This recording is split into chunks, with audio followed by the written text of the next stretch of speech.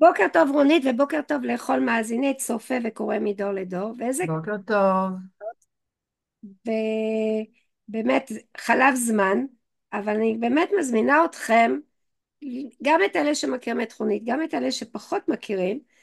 שווה לכם לעצור לרגע, להציץ בתור העיתון, לקחו קצת מה שהיא כותבת, כי המון דברים הם מחוברים לכאן ועכשיו, אם בתפקיד ההורי, אם במה שקורה לנו במדינה.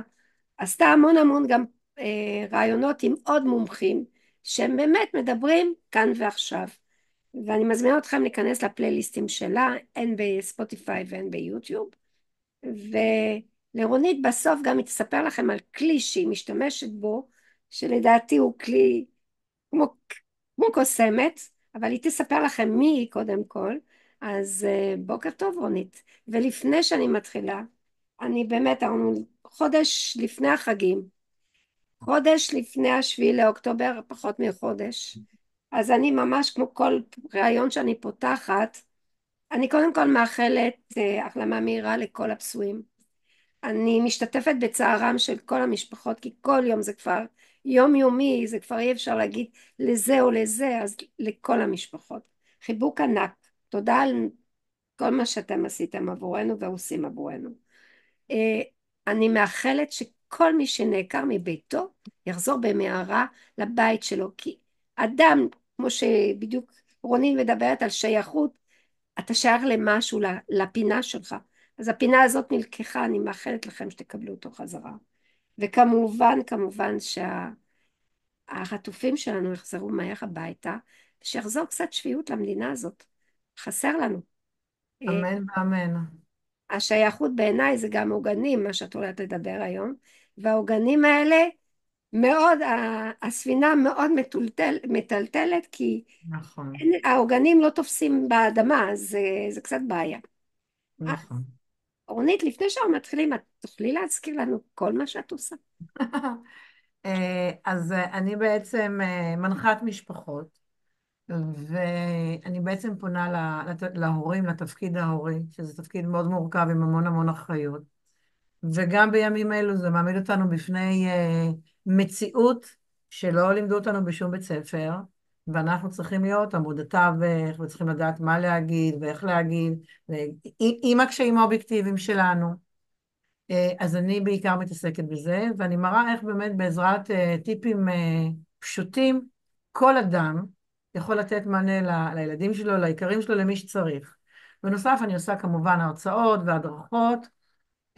יש לי מיזם, שזה אימהות מדברות מדהים, שמטפל בנושאים, בנושא הזה. והכלי שיהודית ככה הזכירה אותו, הוא נקרא מאסטר טאפין, זו שיטה שהיא מאבחנת ומזהה חסמים רגשיים ופיזיים, ועושה קסמים. אז על זה תקראו, או שתקראו בפוסטים, או שבפודקאסטים שעשינו, וגם בפודקאסים שנעשה, כי אני שנעשה. באמת יודעת בזה. ומה שאני שואלת, מה שתמיד את אומרת, את מדריכת הורים, אבל את מדריכת ההורים לא לגיל הרך צודקת. אני לילדים, אדייק, אני אדייק. אלא אני באמת לא בחיתולים ולא בגיל ההתבגרות. אני באמת פונה לגיל של הילדים הגדולים המבוגרים. אני מדברת אחרי צבא, 30 וכדומה, שגם כלות נכנסות למשפחה. אני באמת מדברת על הגיל הבוגר של הילדים שלנו. שלפעמים הם גם הם בעצמם הורים, בוודאי, בוודאי. בדיוק ככה. וזה בעיות אחרות, זאת אומרת, זה גם נכון, נכון, מול הזקנה שלנו, איך הם תופסים את זה ואיך אנחנו תופסים אותם שהם מתבגרים. נכון, תמיד אנחנו מבינים תמיד את כל הראש שלהם, שזה קצת צריך לעשות אדפטציה לזמן הזה. נכון. אז אני שואלת אותך, מה זה קודם כל בעינייך, מהו הפירוש של שייכות? כי כל אחד, יש את המילולים מהמילון, שזה כל אחד יוכל ללכת ולראות, אבל מהו הפירושר לשייכות, גם מהבית המקצועי שלך וגם מהבחינת האישית שלך? אז שייכות באמת באה מהמילה שייך, ואני אומרת, הדבר, באוטומט אתה שואל, למי אני שייך? מי שייך אליי? ואז אתה פתאום מגלה איזושהי רשת שעוטפת אותך. יש דברים שאתה אוהב יותר, דברים שאתה אוהב פחות, זה בכלל לא שייך. אבל זה משהו שהוא מעבר למילים או מעבר לידיעה. זה משהו בחוויה, זה משהו ברגשות, שאני יודעת שפה תמיד, אני חלק מהשלם הזה, חלק מהמשפחה, חלק מהמדינה, חלק מהכיתה, מהתנועת נוער, לא חשוב מאיפה. ברגע שיש קבוצה שאני חלק ממנה, קודם כל זה משהו שנותן המון משמעות, משהו שנותן המון כוח. אני לא לבד בעולם המטורף הזה. אז אני חושבת שהמילה שייכות, כמו שאמרת, מעבר לפן המילולי, להסבר המילולי, זה משהו שהוא הרבה יותר עמוק, כי זה באמת ברגשות ובחוויות. ואין ספק, אין ספק, שלפעמים אני מוצאת את עצמי שייכת לקבוצה, שאני פחות גאה להגיד שאני חלק מהקבוצה הזו. אני יכולה להעיד על עצמי שאני בחלק מספיק שנים הייתי במערכת החינוך, וכשייצגו אותי כאלה ואחרים בתור הסתדרות המורים וכל אני לא הייתי גאה להגיד שאני חלק מהדבר הזה. לא דיברו בדיוק בקול שלי, אבל אין מה לעשות, גם במושב אני חלק מתושבי נתיב הגדוד. יש פה החלטות שמתקבלות שאני אוהבת, יש כאלה שלא, אבל אני יכולה עוד join it or leave it, אבל אני חלק מזה. כן. ואת אומרת שחשוב שלכל אחד יהיו קבוצות השתייכות. זאת אומרת, יש כאלה, את יודעת, יש אנשים שאני מכירה שאומרים, אני שייך רק למשפחה שלי. אז Mhm. אומרת לו, ואם המשפחה פתאום בוגדת בך, איפה אתה שייך? או אני רק עם החברים, או אני רק עם זה, ואני שואלת אותך, האם אפשר להיות שייך רק לקבוצה אחת, או עדיף להיות שייכים לכמה קבוצות כדי להרגיש לא בודד, כאילו, לבד. נכון. קודם כל, באופן טבעי, אין דבר כזה להיות שייך רק לקבוצה אחת, כי אני שייך לקבוצת שכבת הגיל שלי שנולדתי, הארץ שנולדתי, כלומר, אם אני רוצה או לא, אני חלק מהמון קבוצות. אבל נכון שאנחנו מדברים על קבוצות שאני מרגיש באמת משהו שהוא הרבה יותר עמוק, לא כזה, את יודעת, רק טכני. יש משפט שאומר, לא טוב היות האדם לבדו. נכון. אה, אין ספק שאחוז קטן באנושות פחות זקוק לה ביחד ולקבוצה, אבל רוב האנשים זקוקים לחברה, וזה אחד הדברים ששומרים אותנו גם צעירים כשאנחנו מתבגרים, כי בלי זה, הדבר שאנשים הכי פוחדים ממנו, לא פוחדים מהמוות, פוחדים מהבדידות, מהלהישאר לבד. אז באופן טבעי אנחנו חייבים או אנחנו רוצים בעצם להיות שייכים לכל מיני קבוצות.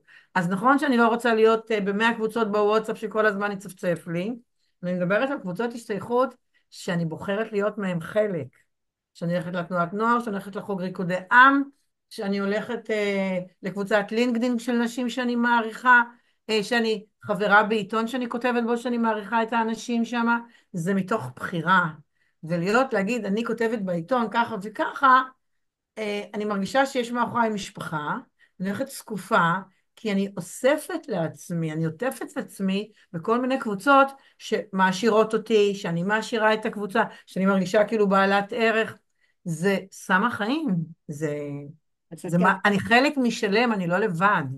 מדברת גם שזה על הערכים, זאת אומרת, זה לא רק רעיוני, אלא גם בוודאי, ערכים שאנשים שדומים לה. זאת אומרת, לה נכון, בדיוק אותו דבר, אבל דומים לה.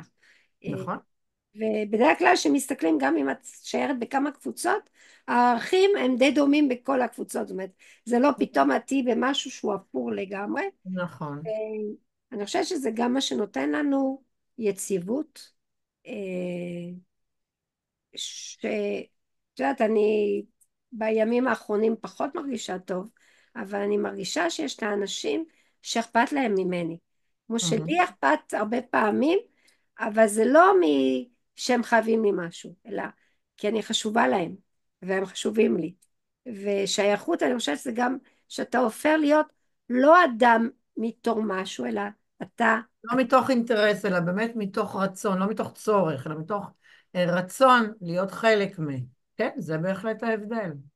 ומדוע חשוב הקשר, ההרגשה הזו במשפחה הגרעינית? תראו, במשפחה הגרעינית אני שייכת, תחושת השייכות היא חלק בלתי נפרד. אני יכולה להגיד, לספר על אנשים או שהגיעו לטיפולים שכעסו על המשפחה ובחרו להתנתק וכל מיני דברים, אבל הדבר הטבעי ביותר זה להרגיש שייך. עכשיו, אין ספק, את יודעת שבגילאים מסוימים הדינמיקה היא קצת אחרת, וזה מערכות יחסים בין אחים, ותלוי איך ההורים מנווטים את העניינים. הילד שיוצא ממשפחה, שהוא מרגיש שאוהבים אותו, שהוא יודע שיהיה לו תמיד גב, ולאו דווקא כלכלי, גב בזה שאני רואה אותך, שאני פה בשביל להיות אוזן קשבת, הוא יוצא אחרת לחיים. הוא יודע שהוא לא לבד, לא יעזור שום דבר. לא משנה מה הוא יבחר, לא משנה אם הוא עד בדרך. ואנחנו, יש לנו הרבה בלת"מים בחיים, לא הכל מתוכנן, הרי אנחנו כבר יודעים את זה. זה בדיוק מה שנותן את תחושת השייכות. ולדבר הזה, אנחנו ההורים, שזה התפקיד שלנו, זה לבנות את זה, זה לא נולד בגיל 30, לא להתבלבל. זה גם לא ייוולד בגיל 30. אז אנחנו נוטעים את הזרעים האלה שהם קטנים, וזה אחד התפקידים שלנו.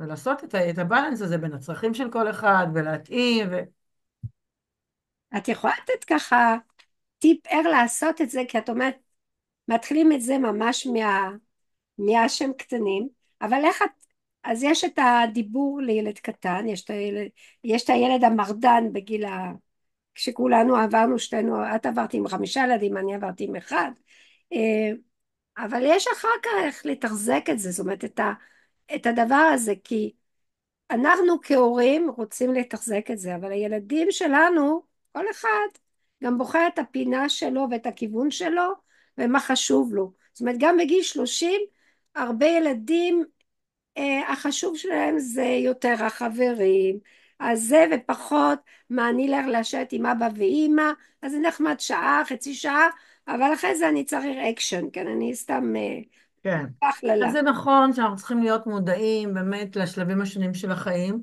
ולקבל את זה באהבה, כי איך שאנחנו חיינו את הגילאים שלהם, חיינו בצורה אחרת, כי העולם היה אחר, והרבה דברים השתנו. אז קודם כל אנחנו צריכים להבין את המציאות בה הם חיים, לא לעשות כך ולהגיד, לא, אבל אני רוצה, זה לא יעזור.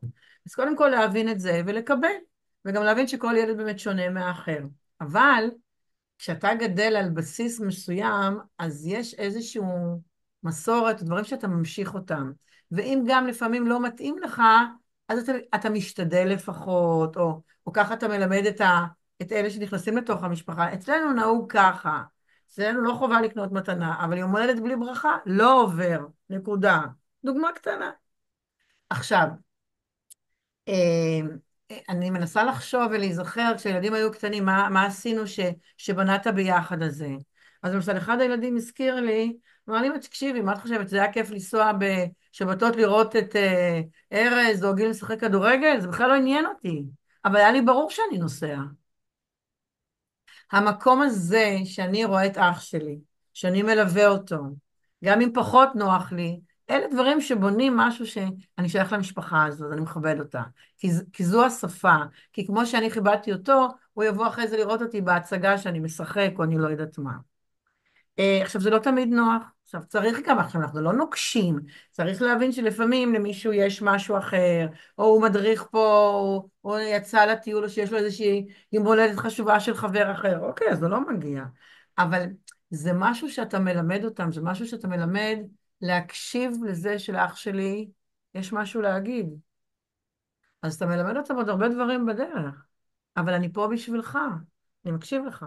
אני לא פותר לך את הבעיות. יש דבר שאת תמיד עושה, זה גם את המון בקשר, את שולחת לפעמים גם מילה היום נכון, אני בוואטסאפ כל שלך, יום, כל בוקר, כל בוקר את עושה את זה, נכון? כל בוקר שולחת לכל הבנים שלי, לא בוואטסאפ המשפחתי, באופן אישי, כל אחד מקבל ממני הודעת בוקר טוב, בהתאם, ואני מיידעת אותו עם התוכניות שלי ומה קורה. ואז כל אחד עונה לי, אחד עושה לי ככה, אחד מתקשר בדרך לעבודה, אבל אני ככה מתעדכנת גם מה קורה, וככה אנחנו משתפים אחד את השני. ואם יש צורך, אז מדברים יותר מאוחר, או מתייעצים, או אם אני צריכה עזרה, או הם צריכים. וזו מתנה גדולה, איך הם אומרים, אמא, בוקר שאת לא שולחת, שבת זה חופש, אבל אומרים, אמא, בוקר שאת לא שולחת, אנחנו מחכים עד שעה מסוימת, כי אני מתעוררת מוקדם, אם לא, חייבים לבדוק מה קרה, את בסדר או לא. אבל זה טיפ למשל, רבותיי, לא כל אחד יעשה אותו, אבל זה לא עולה כסף, זה בדיוק לוקח חצי דקה כשאתה מתורגל, אה, זה לא מתאים לכל אחד, אבל למי שזה מתאים, זה לא רק יחידי סגולה יכולים לעשות את זה, כל אחד יכול לעשות את זה. זה לא חייב להיות כל יום, זה יכול להיות בוודאי. לפי הצורך, לפי... מה שמתאים לי לא בהכרח מתאים לך, אבל רק כרעיון, להבין שכל הדברים האלה, לא צריך עכשיו איזה לא יודעת מה, זה מאוד פשוט.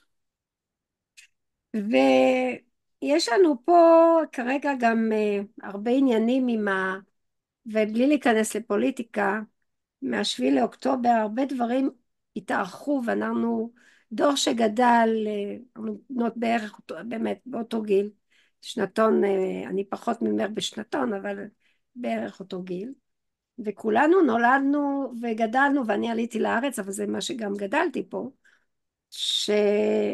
שהמדינה היא אינטגרלית אלינו, זאת אומרת אנחנו אליה אבל היא גם אלינו בחזרה, והתחושת ההשתייכות למדינה, איפה זה פוגש אותי, אותנו, מהשביעי לאוקטובר, אני חושבת שזה יראה המון אנשים, גם קבוצות גיל שלנו, קצת יותר בוגרים, קצת יותר צעירים, והופתענו מהתגובה, השיירות, לגיל שאנחנו אמרנו להם, לא מעניין אותם המדינה, וזה אותם החיילים גיבורים בעיניי, צעירים שגם כשיש להם, והיו כמה כתבות בימים האחרונים בבתי חולים שהרופאים דיברו מתי כבר אני יכול לחזור, שהוא קטוע רגל קטוע יד והדבר הראשון שהוא רוצה זה לחזור. עכשיו זה משהו שלא רשמנו שיהיה כי הרבה דיברנו על הדור הזה, ופה אני שואלת אותך איפה פוגש אותי השיירות למדינה, לי אין שום ספק שזה השיירות שלי פה, אני יודעת כי אני גם נולדתי בארץ אחרת ואני יודעת למה אני פה, אבל הרבה אנשים אני חושבת כרגע מעורערים על השיירות שלהם למדינה, ובאמת בלי להיכנס לפוליטיקה זה ברור. משהו אני שהוא אגיד משהו, תראו, אין ספק ששייכות למדינה זה חלק באמת מהערכים שגם גדלנו עליהם, כולנו עשינו צבא או שירות לאומי, אבל כל אחד תרם את התרומה שלו כשהגיע זמנו, מה שנקרא. ואני כמחנכת תמיד דאגתי להזכיר לילדים שלימדתי שיגיע גם זמנה, אפילו עכשיו הנכדים, יש לי נכד אחד שאומר, סבתא, אני לא רוצה להיות בצבא, אני פוחד. אמרתי, לא, לא חייבים להילחם, יש גם תפקידים אחרים. אתה בטוח תהיה, כי אתה, או תעשה שירות, אתה תשרת כמו ששומרים עליך, וכולי. אז יש משהו בדבר הזה שכמו שאני מרגיש מוגן, אני צריך לתרום את החלק שלי. זה איזשהו חוזה בלתי כתוב בינינו שהוא ברור. יחד עם זה, באמת, אחרי מה שקרה בשביעי באוקטובר, כמו שאמרת, יסודות מוצקים התערערו, ואני פתאום שואלת את עצמי, רגע, אני כאימא, שאני מדברת על התפקיד ההורי ועל האחריות שלי, אני שולחת את הבנים שלי להילחם? מישהו ידאג להם? הבן שלי עכשיו באוקטובר, הוא יוצא לעוד סבב. אמרתי לו, אתה לא הולך למילואים? הוא אומר לי, אמא, אמרתי לו, אמא מפקירה, אם אני מרשה לך. אז הוא אומר לי, אמא, קודם כל אני סוס גדול ואני כבר מחליט. אבל הוא אומר לי, אמא, אני גדלתי על שירים אחרים. אמרתי, נכון, אבל דברים השתנו פה. ובאותה נשימה אני תמיד מזכירה לעצמי שאני שמחה שאני שייכת לקבוצה שהולכים ומתנדבים, ולא לקבוצה השנייה, שעליה אני כועסת.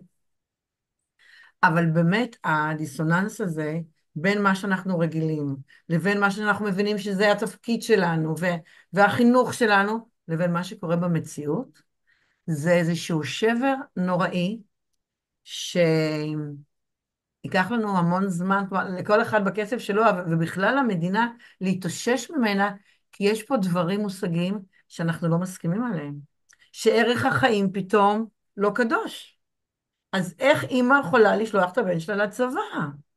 זה להעמיד, כאילו אני אומרת, כמו בחירתה של סופי. את מה אני בוחרת קודם? זה הזוי, זה לא הגיוני, זה לא... ועם זה אני אומרת, שכשאני הולכת לישון, אני אומרת תודה על זה שיש לי את היכולת להיות שייכת לקבוצה שתורמת. נכון, אבל אני שואלת אותך, אמ, בעקבות זה, מה שקרה בשביעי לאוקטובר, נרחיב טיפ-טיפה, אה, הקמת את הקבוצה של אימהות במדים, שלאט לאט תופס עור וגידים. זה תהליך קשה, כי לא כל האימהות מוכנות לחשוף. זה באיזשהו מקום שאנחנו חושפים דברים שקשים לנו, אז אנחנו נעשים יותר פגיעים. אולי ישתמשו בזה, אולי זה לא בסדר שאני אגיד משהו ומישהי אחרת תגיד משהו אחר. ואני יודעת שאת יכולה להכיל את כולם, כן?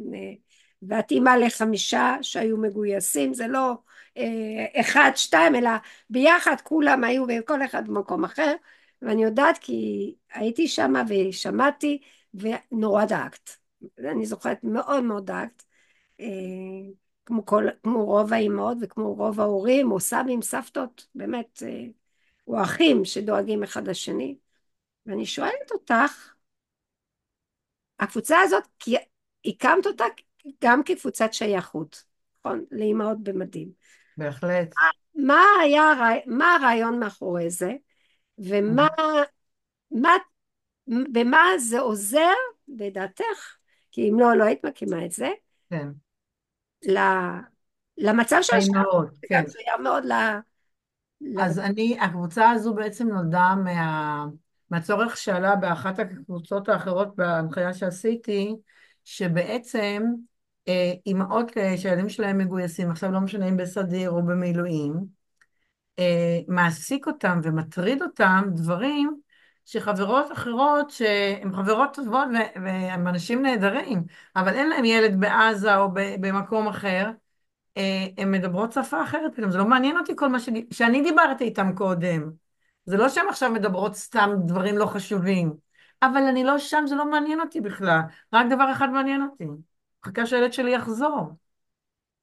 אז בעצם הפכנו להיות חוג של אימהות, שאנחנו עסוקות בדברים מאוד מסוימים, וזה מה שמטריד אותנו.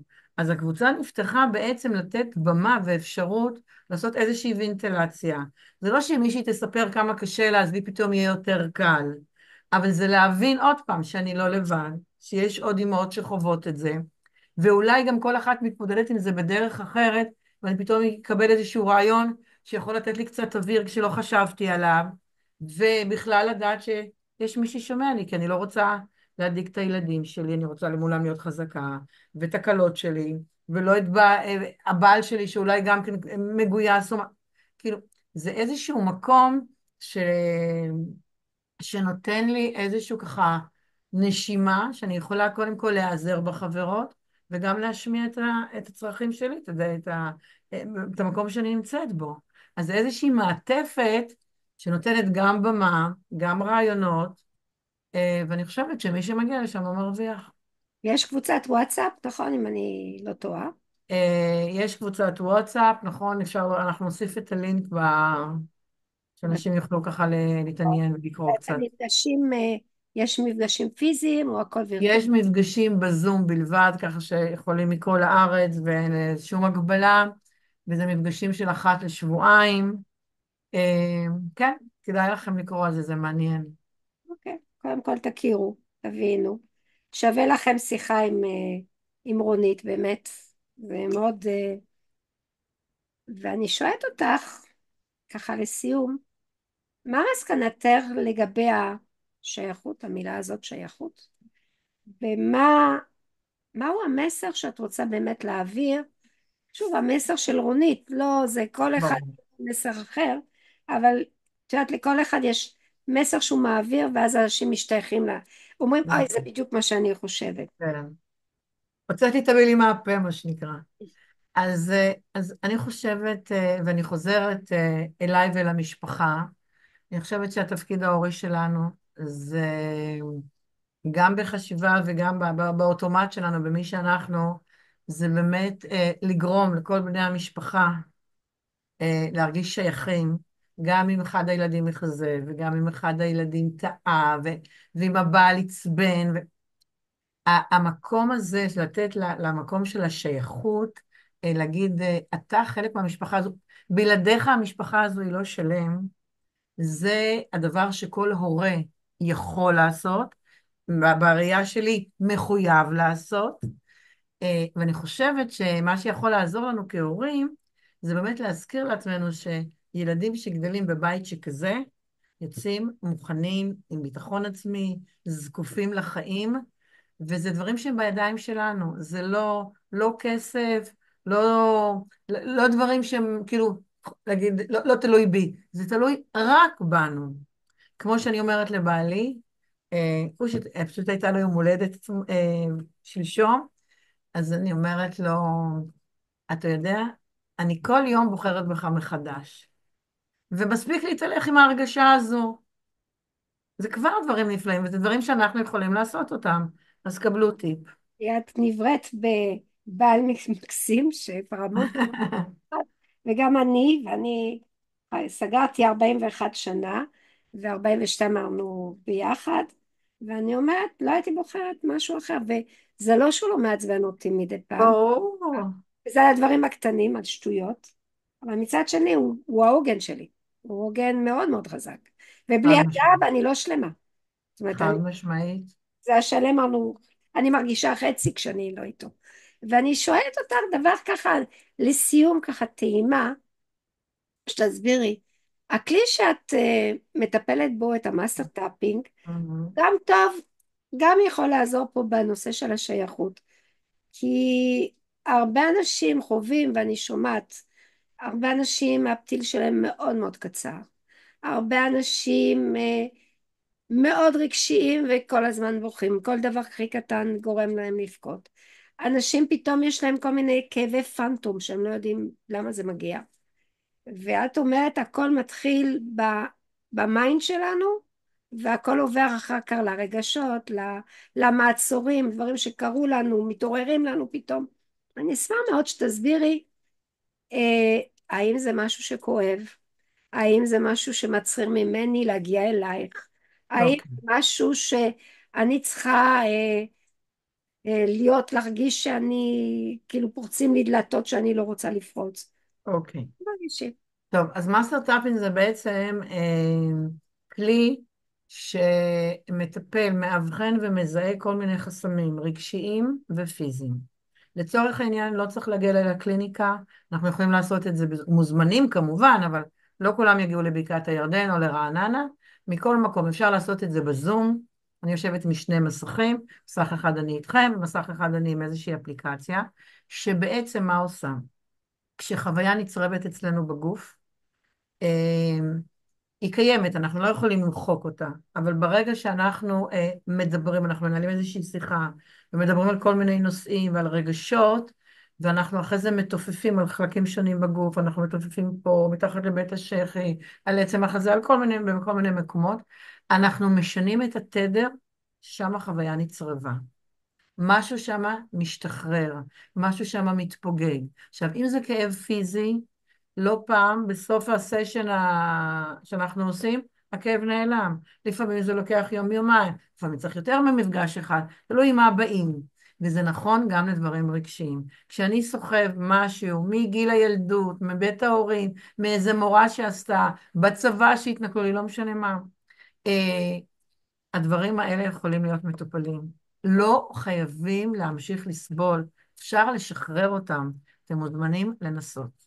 קודם כל אני יכולה רק לתת המלצה, כי אני חווה את עירונית, ובאמת אני גרה בראשון, אני בבקעה, ואין לי אוטו אז מאוד קשה לי ללכת לבקעה, ובימים אלה אני גם לא כל כך אסתובב שם, ולא בגלל שאני לא אוהבת את רונית, אני מאוד מחבבת את רונית, אה, והיא עוד מטפלת בי, והיו כמה דברים שקרו וכל דבר היה שונה.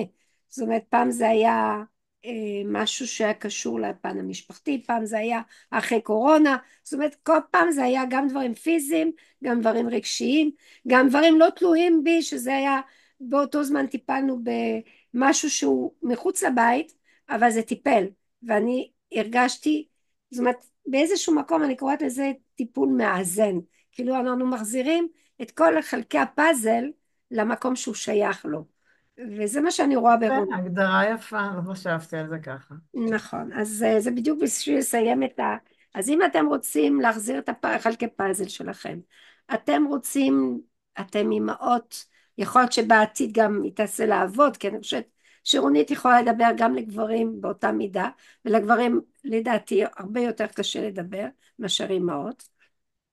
ויש לכם הרבה, ואתם חייבים לפרוק, אז לא, אתם יודעים מה? אם לא מנסים, לא יודעים, אז אני קודם כל מזמינה אתכם, תכירו את רונית. שווה באמת, אישה מאוד מיוחדת, וכנסו, תשאלו שאלות, תעניינו, ואולי באמת ניצור, רונית תיצור איזה קבוצת שייכות, שהיא תזיז עוד דברים בתור המשוואות שלנו ובפאזלים שלנו. אז תודה רונית, תודה רבה, ולראות יהודית. הרעיון הבא, להתראות. ביי. ביי.